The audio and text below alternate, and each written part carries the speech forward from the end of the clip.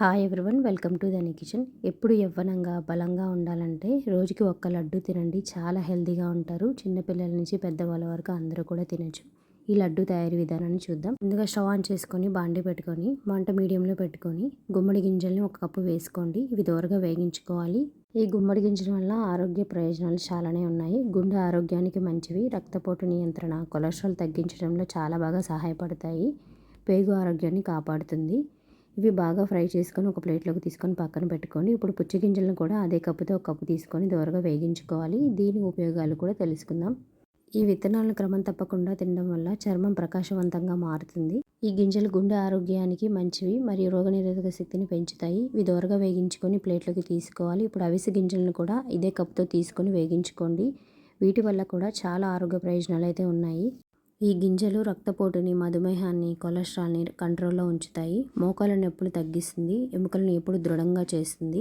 దోరగా వేగించుకున్న తర్వాత ఇదే ప్లేట్లోకి తీసేసుకోవడమే. మళ్ళీ స్టవ్ పైన బాండి పెట్టుకొని తెల్ల నువ్వులను వేసుకొని ఇవి కూడా ఒక నిమిషం పాటు బాగా ఫ్రై చేసుకోండి. ఈ నువ్వుల్ని బెల్లంతో కలిపి తినడం వల్ల మరింత ఆరోగ్య ప్రయోజనాలు ఉంటాయి. ఈ నువ్వుల్లో కాల్షియం పుష్కలంగా ఉండటం వల్ల ఎముకలు, దంతాల ఆరోగ్యానికి చాలా మంచిది. ఇవంతా కూడా ఇలా దోరగా వేగించుకున్న తర్వాత అదే ప్లేట్లోకి తీసుకోవడమే.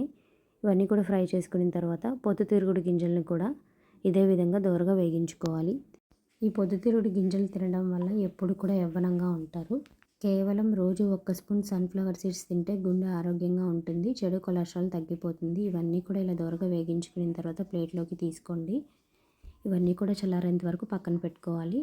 2 కప్పులు తురుముకున్న బెల్లాన్ని తీసుకొని ఈ ప్లేట్లోకి ఈ విధంగా వేసుకోవాలి. ఇప్పుడు ఇవన్నీ కూడా చల్లారిన తర్వాత అన్నీ ఒకసారి ఇలా చేత్తో నేను చూపిస్తున్నట్లు మిక్స్ చేసుకోండి. ఇలా మిక్స్ చేసుకున్న తర్వాత ఒక మిక్సీ జార్ తీసుకొని 2 కప్పులు అయితే వేసుకొని మిక్సీలో ఈ విధంగా మొత్తం కూడా వేసేసుకొని దీనిపైన మూత పెట్టి మెత్తగా మిక్సీ పట్టుకోవాలి. ఇప్పుడు ఇవన్నీ వేసుకున్నాం కదా, ఇప్పుడు దీనిపైన మూత పెట్టేసి మెత్తగా మిక్సీ పట్టుకోండి. ఇలా మిక్సీ పట్టుకున్న తర్వాత కొద్దిగా బెల్లాన్ని కూడా వేసుకొని మూత పెట్టేసి బాగా మెత్తగా మిక్సీ పట్టుకోవాలి. ఇప్పుడు ఇలా మెత్తగా మిక్సీ పట్టుకున్న తర్వాత ఒక ప్లేట్ తీసుకొని అందులోకి ఈ పౌడర్ని అంతా కూడా వేసుకోండి. ఇప్పుడు మిగతా అన్నీ కూడా నేను చూపిస్తున్నట్టు మిక్సీ జార్లో వేసుకొని మెత్తగా పౌడర్లా ప్రిపేర్ చేసుకున్న తర్వాత ఇందాక చూపించినట్లే బెల్లాన్ని కూడా యాడ్ చేసుకొని మెత్తగా మిక్సీ పట్టుకొని ఇదంతా కూడా నేను చూపిస్తున్నట్లు పౌడర్లా ప్రిపేర్ చేసుకోవాలి. ఫస్ట్ ఈ గింజలన్నీ ఈ విధంగా పౌడర్లా ప్రిపేర్ చేసుకున్న తర్వాత బెల్లాన్ని కొద్దిగా యాడ్ చేసుకొని మెత్తగా మిక్సీ పట్టుకోండి. ఇందాక నేను చూపించినట్లే ఈ పొడి అంతా కూడా ఈ ప్లేట్లోకి తీసుకోవడమే. మిగతాదంతా కూడా నేను చూపిస్తున్నట్లు మెత్తగా పొడిలా ప్రిపేర్ చేసుకొని ప్లేట్లోకి వేసేసుకొని లడ్డూలన్నీ కూడా చుట్టేసుకోవడమే. ఇప్పుడు ఇదంతా కూడా ప్రిపేర్ చేసుకున్న తర్వాత ఇందులోకి దంచుకున్న యాలకల పొడిని కూడా యాడ్ చేసుకోండి. ఇలా యాలకల పొడి యాడ్ చేసుకున్న తర్వాత మొత్తం అంతా కూడా కలిసేటట్టు బాగా మిక్స్ చేసుకోండి. ఇప్పుడు ఫ్రెష్గా ఇంట్లో ప్రిపేర్ చేసుకున్న నెయ్యిని అయితే తీసుకుంటున్నాను. కొద్దిగా నెయ్యిని యాడ్ చేసుకొని లడ్డూలన్నీ కూడా చుట్టేసుకోవడమే.